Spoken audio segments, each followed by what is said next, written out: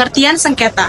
Menurut Edi Pranjoto, suatu sengketa akan terjadi manakala ada dua kepentingan yang saling berbenturan yang tidak dapat disatukan. Hanya saja, tidak semua sengketa itu harus diselesaikan melalui pengadilan. Sengketa dalam pengertian yang luas, termasuk perbedaan pendapat, perselisihan, ataupun konflik, merupakan hal yang lumrah dalam kehidupan bermasyarakat, yang dapat terjadi saat dua orang atau lebih berinteraksi pada satu peristiwa ataupun situasi, dan mereka memiliki persepsi, kepentingan, dan keinginan yang berbeda terhadap peristiwa atau situasi tersebut. Hal-hal yang dapat memicu sengketa antara lain kesalahpahaman, perbedaan penafsiran, ketidakjelasan pengaturan, ketidakpuasan, ketersinggungan, kecurigaan, tindakan yang tidak patut, curang atau tidak jujur, kesewenang-wenangan, atau ketidakadilan, serta terjadinya keadaan-keadaan yang tidak terduga.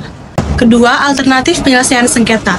Menurut pasal 1 angka 10 Undang-Undang Nomor 30 Tahun 1999, alternatif penyelesaian sengketa adalah lembaga penyelesaian sengketa atau beda pendapat melalui prosedur yang disepakati para pihak, yakni penyelesaian di luar pengadilan dengan cara konsultasi, negosiasi, mediasi, konsiliasi, atau penilaian ahli.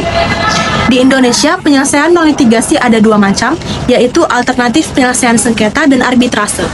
Alternatif penyelesaian sengketa memungkinkan penyelesaian sengketa secara informal, sukarela, dengan kerjasama langsung antara kedua belah pihak, dan didasarkan pada kebutuhan atau kepentingan dari kedua belah pihak yang menuju pada pemecahan sengketa yang saling menguntungkan. Negosiasi adalah bentuk komunikasi dua arah yang dirancang untuk mencapai kesepakatan di mana kedua belah pihak memiliki kepentingan yang sama atau berbeda. Dalam konteks penyelesaian perselisihan, negosiasi memungkinkan para pihak untuk mengawasi dan mengendalikan proses penyelesaian masalah mereka sendiri. Karakteristik negosiasi yang pertama itu melibatkan pihak berkepentingan. Negosiasi selalu melibatkan individu atau kelompok yang memiliki kepentingan tertentu, baik sebagai perwakilan organisasi, perusahaan atau kelompok lainnya. Yang kedua, komunikasi langsung. Proses negosiasi umumnya dilakukan secara tatap muka, menggunakan bahasa lisan, gerak tubuh, dan ekspresi wajah. Namun, negosiasi juga dapat dilakukan secara lisan tanpa tatap muka. Yang ketiga, membahas hal-hal di masa depan. Negosiasi sering sekali berkaitan dengan harapan atau rencana yang belum terjadi, di mana para pihak berusaha mencapai kesepakatan untuk masa depan. Yang keempat itu proses pertukaran. Negosiasi yang melibatkan pertukaran barang, jasa, atau informasi di mana masing-masing pihak berusaha mendapatkan manfaat dari kesepakatan yang dicapai. Ini bisa berupa tawar-menawar atau barter. Yang kelima, kesepakatan akhir. Tujuan akhir dari negosiasi adalah mencapai kesepakatan yang menguntungkan bagi kedua belah pihak. Kesepakatan ini bisa berupa persetujuan formal atau bahkan keputusan untuk tidak setuju. Yang keenam, potensi konflik. Negosiasi seringkali mengandung unsur konflik di mana perbedaan kepentingan dapat memicu ketegangan selama proses berlangsung. Yang ketujuh, ada keterampilan negosiator. Keberhasilan dalam negosiasi sangat bergantung pada keterampilan negosiator, termasuk kemampuan komunikasi, empati, dan strategi dalam menghadapi situasi yang kompleks. Proses dan tahapan negosiasi. Berikut adalah tahapan yang umumnya diikuti dalam proses negosiasi. Yang pertama itu perencanaan dan persiapan. Tahap pertama adalah perencanaan yang matang. Di sini pengumpulan informasi yang relevan sangat penting untuk mendukung argumen dan posisi saat negosiasi. Persiapan ini mencakup pemahaman terhadap kebutuhan dan tujuan masing-masing pihak, serta pengenalan terhadap profil pihak lawan. Yang kedua, menentukan aturan. Setelah persiapan, tahap berikutnya adalah menetapkan aturan-aturan yang akan mengatur negosiasi. Aturan ini membantu menjaga fokus diskusi dan mencegah konflik yang tidak perlu, serta memastikan bahwa semua pihak memahami batasan dan topik yang akan dibahas. Yang ketiga, ada pemaparan tujuan pada tahap ini. Masing-masing pihak menyampaikan keinginan tujuan mereka serta menjelaskan. Ini termasuk memberikan dokumentasi atau penjelasan yang mendukung posisi mereka untuk menghindari kesalahpahaman. Yang keempat ada tawar-menawar dan penyelesaian masalah. Tahap tawar-menawar merupakan inti dari proses negosiasi, di mana semua pihak berusaha mencari solusi yang saling menguntungkan. Fokus harus pada masalah yang dihadapi dan kepentingan masing-masing pihak, bukan pada posisi individu dalam negosiasi. Yang kelima ada penutupan dan implementasi. Tahap terakhir adalah penutupan, di mana kesepakatan akhir dicapai dan dituangkan dalam bentuk dokumen resmi. Semua pihak harus meninjau kembali poin-poin utama untuk memastikan tidak ada kesalahpahaman sebelum menandatangani perjanjian tersebut. Adapun kekurangan dan kelebihan negosiasi. Kekurangan negosiasi yang pertama itu tidak lancar tanpa kesepakatan. Negosiasi tidak akan berjalan dengan lancar tanpa adanya kesepakatan antara para pihak yang bernegosiasi. Yang kedua, posisi tak seimbang. Sulit untuk melakukan negosiasi apabila posisi pihak-pihak yang melakukan negosiasi tidak seimbang. Yang ketiga, hasil tidak langsung diputuskan. Hasil negosiasi tidak dapat diputuskan secara langsung karena memerlukan waktu dan proses yang panjang. Berikutnya kelebihan negosiasi. Yang pertama itu meningkatkan kemampuan pemilihan. Negosiasi dapat memberikan kemudahan bagi pihak-pihak yang bernegosiasi untuk menentukan pilihannya. Yang kedua, tidak bergantung pada norma hukum. Negosiasi tidak bergantung pada norma hukum dan memberikan fleksibilitas dalam penyelesaian masalah. Yang ketiga, meminimalisir kerugian. Negosiasi dapat memberikan ruang kepada pihak yang bernegosiasi untuk menentukan kesepakatan bersama, sehingga tidak ada pihak yang dirugikan. Yang keempat, semua pihak bisa mendapatkan kesepakatan. Semua pihak berhak memperoleh kesepakatan untuk menjelaskan berbagai persoalan ketika bernegosiasi. Yang kelima, menyediakan solusi terbaik. Negosiasi memungkinkan sengketa diselesaikan secara bersama-sama dan mengupayakan solusi terbaik yang dapat diterima oleh kedua belah pihak. Yang keenam, privat, sukarela, dan konsensual. Negosiasi privat, sukarela, dan konsensual, kooperatif, fleksibel, kreatif, dan melibatkan partisipasi aktif semua pihak.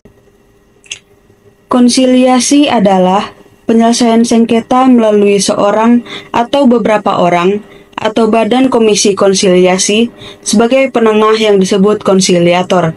Ia mempertemukan atau memberi fasilitas kepada pihak-pihak yang berselisih untuk menyelesaikan masalah secara damai.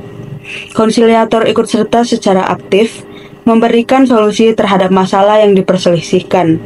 Adapun beberapa tahapan konsiliasi.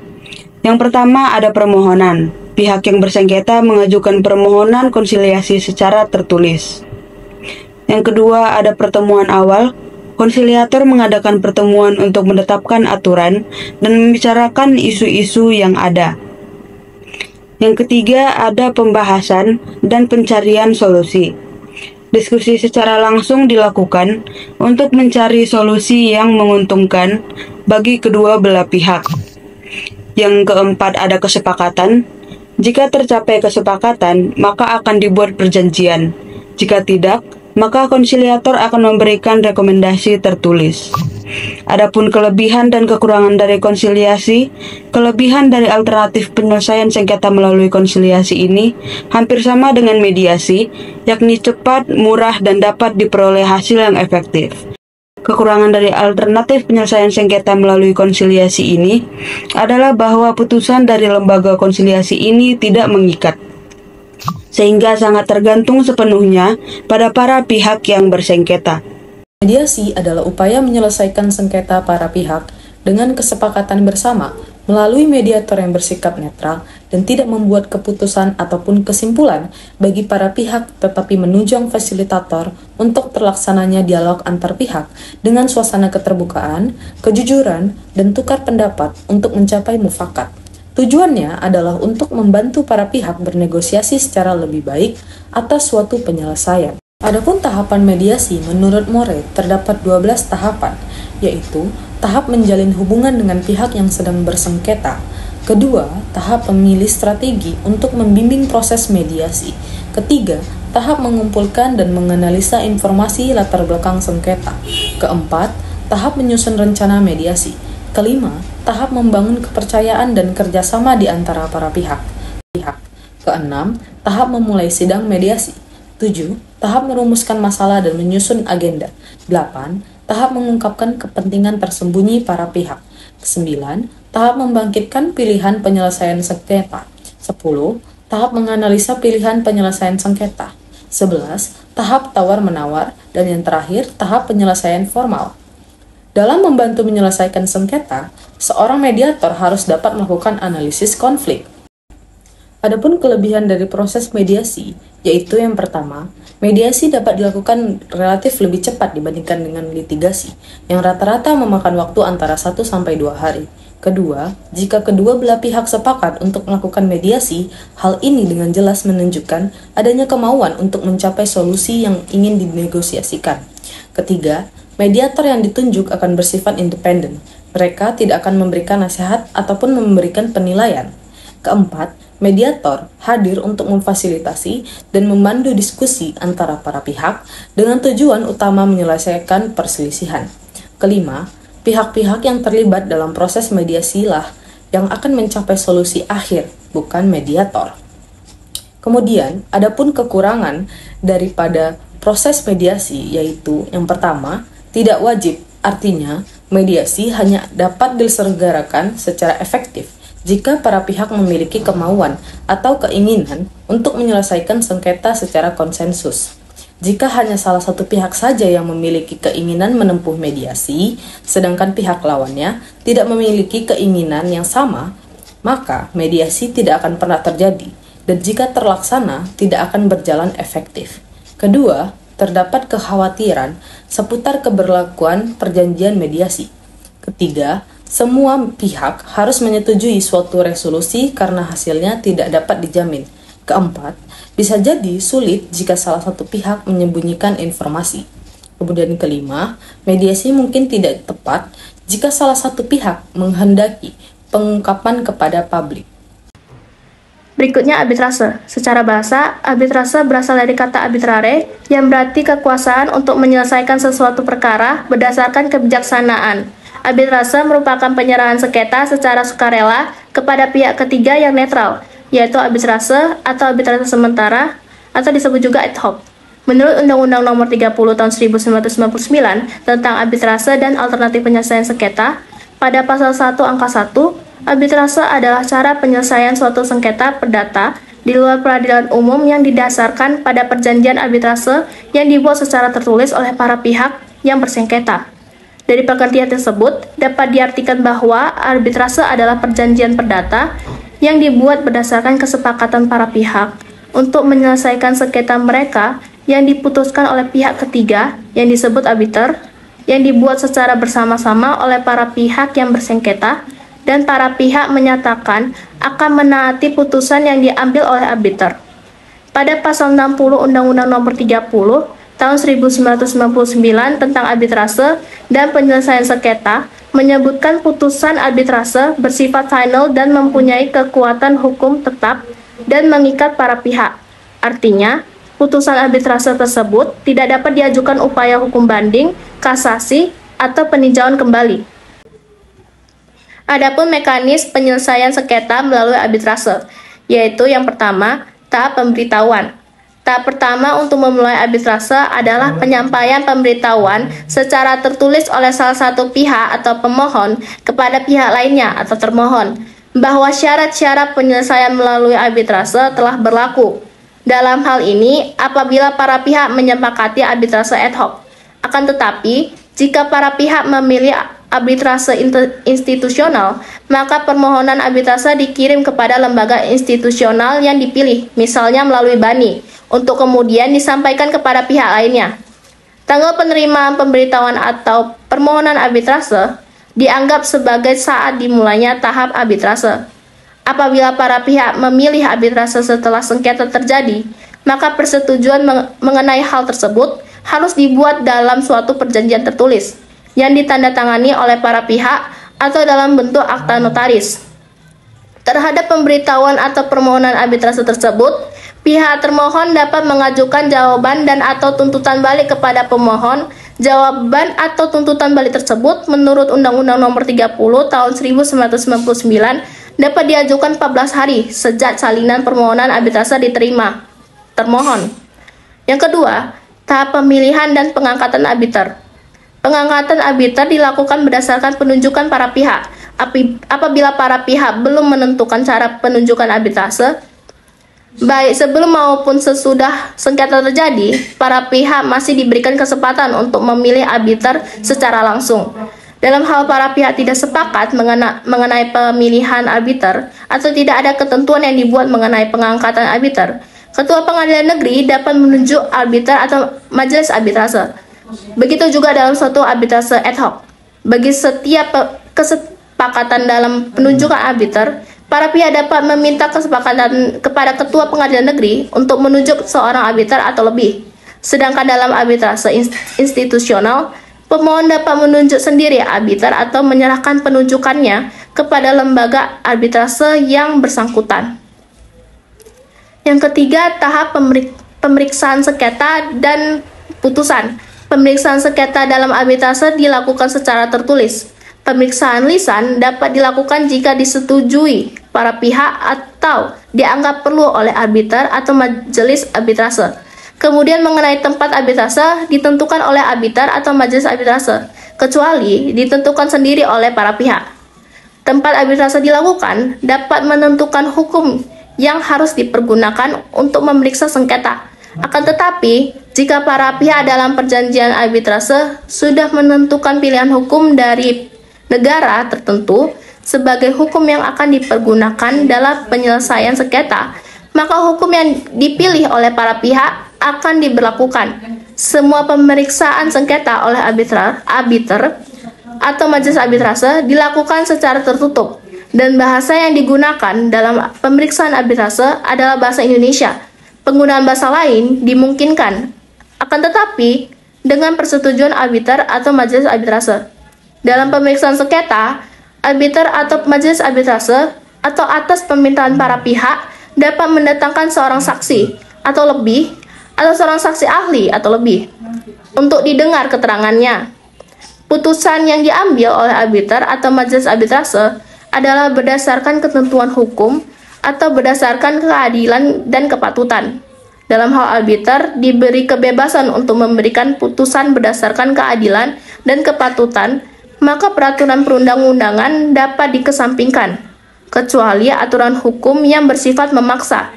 Sebaliknya, jika arbiter tidak diberi kewenangan untuk memberikan putusan berdasarkan keadilan dan kepatutan, maka arbiter hanya dapat memberikan putusan berdasarkan kaidah hukum material sebagaimana yang dilakukan oleh hakim.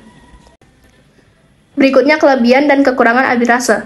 Pada umumnya, lembaga arbitrase mempunyai kelebihan dibandingkan dengan lembaga peradilan umum, yaitu yang pertama, sidang arbitrase adalah tertutup untuk umum, sehingga kerahasiaan sengketa para pihak terjamin.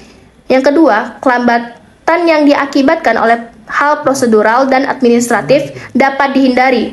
Yang ketiga, para pihak yang bersengketa dapat memilih arbiter yang menurut keyakinannya mempunyai pengalaman, pengetahuan, jujur dan adil, serta latar belakang yang cukup mengenai masalah yang disengketakan. Yang keempat, sikap arbiter atau majelis arbitrase dapat menangani perkara arbitrase didasarkan pada sikap yang mengusahakan win-win solution terhadap para pihak yang bersengketa. Yang kelima, pilihan umum untuk penyelesaian sengketa serta proses dan tempat penyelesaian arbitrase dapat ditentukan oleh para pihak. Yang keenam, putusan arbitrase mengikat para pihak atau final dan binding, dan dengan melalui tata cara sederhana ataupun langsung dapat dilaksanakan. Yang ketujuh, suatu perjanjian arbitrase tidak menjadi batal karena berakhir atau batalnya perjanjian pokok. Yang ke-8, di dalam proses arbitrase, arbiter atau majelis arbitrase harus mengutamakan perdamaian di antara para pihak yang bersengketa. Selain kelebihan-kelebihan tersebut, terdapat juga kelemahan-kelemahan dari arbitrase, yaitu yang pertama, putusan arbitrase ditentukan oleh kemampuan teknis arbiter untuk memberikan keputusan yang memuaskan untuk melakukan rasa keadilan para pihak. Yang kedua, apabila pihak yang kalah tidak mau melaksanakan putusan arbitrase, maka diperlukan perintah dari pengadilan untuk melakukan eksekusi atas putusan arbitrase tersebut. Yang ketiga, pada praktiknya, pengakuan dan pelaksanaan keputusan arbitrase asing masih menjadi hal yang sulit. Yang keempat, pada umumnya pihak-pihak yang bersengketa di arbitrase adalah perusahaan-perusahaan besar. Oleh karena itu, untuk mempertemukan kehendak para pihak yang bersengketa dan membawanya ke badan arbitrase tidaklah mudah. Selanjutnya saya akan menjelaskan mengenai perbandingan alternatif penyelesaian sengketa. Dalam penyelesaian sengketa alternatif ini terdapat berbagai aspek perbedaan yang meliputi berbagai aspek seperti aspek pertamanya itu ialah formalitas acara. Dalam proses litigasi, formalitas acaranya ialah formal, dalam kata lain ialah resmi. Sama seperti litigasi, proses arbitrase pun dalam formalitas acaranya bersifat formal ataupun resmi. Sedangkan bagi proses negosiasi, konsiliasi dan mediasi, formalitas acaranya itu bersifat tidak formal. Aspek kedua ialah sifat proses. Dalam proses litigasi, sifat prosesnya ialah terbuka, artinya ialah proses litigasi tersebut terbuka untuk umum. Sedangkan untuk proses arbitrase, negosiasi dan konsiliasi serta mediasi, sifat prosesnya ialah tertutup. Hal ini dikarenakan untuk menjaga privasi maupun kepentingan para pihak yang bersengketa. Selanjutnya, aspek ketiga ialah publikasi pelaksanaan. Dalam proses litigasi, publikasi pelaksananya bersifat tidak rahasia di mana dikarenakan sifat prosesnya terbuka, sehingga khalayak umum pun dapat mengakses proses litigasi tersebut. Sedangkan bagi proses arbitrase, negosiasi, konsiliasi, dan mediasi, dalam publikasi pelaksanaannya bersifat rahasia dikarenakan sifat prosesnya tertutup untuk menjaga privasi dan kepentingan-kepentingan para pihak. Aspek selanjutnya ialah pihak ketiga. Dalam proses litigasi tidak mempunyai pihak ketiga, sedangkan dalam proses arbitrase memiliki pihak ketiga yang biasa disebut sebagai arbiter. Dalam negosiasi tidak memiliki pihak ketiga ataupun penengah. Dalam konsiliasi memiliki pihak ketiga dan biasanya disebut sebagai konsiliator. Dan dalam proses mediasi memiliki pihak ketiga yang biasanya disebut sebagai mediator. Pada proses penyelesaian sengketa alternatif yang memiliki pihak ketiga, pihak ketiga itu harus bersifat netral dan tidak berat sebelah. Dikarenakan pihak ketiga bertugas untuk menjembatani maupun memfasilitasi para pihak untuk mencapai kesepakatannya. Selanjutnya adalah aspek kelima, yaitu pemutus. Dalam proses litigasi, hakim yang berwenang penuh dalam mencapai hasil akhir ataupun kesepakatan dalam proses tersebut. Sedangkan untuk proses arbitrase, pemutusnya ialah arbiter. Namun untuk proses negosiasi, konsiliasi, dan mediasi, pemutusnya ialah para pihak itu sendiri, dikarenakan para pihak lah yang harus berperan aktif dan berwenang penuh dalam mencapai kesepakatan demi kepentingannya masing-masing. Selanjutnya, aspek keenam ialah hasil akhir. Pada proses litigasi tersebut, hasil akhirnya tertuang dalam putusan dan dapat mengandung win-lose solution atau menang kalah. Dalam proses arbitrase, hasil akhirnya pun juga bersifat win-lose solution ataupun menang kalah. Tetapi dalam proses negosiasi, konsiliasi, mediasi, hasil akhirnya merupakan win-win solution atau menang-menang. Selanjutnya, aspek ketujuh ialah kekuatan mengikat. Pada proses litigasi bersifat mengikat dan mau tidak mau semua pihak harus menaatinya. Begitupun pada proses arbitrase hasilnya bersifat mengikat. Dalam proses negosiasi, konsiliasi, dan juga mediasi pun bersifat mengikat. Jika para pihak yang bersengketa tersebut setuju untuk menuangkan kesepakatan tersebut ke dalam perjanjian dan menandatangani hasil kesepakatan tersebut dari suatu sengketa tersebut.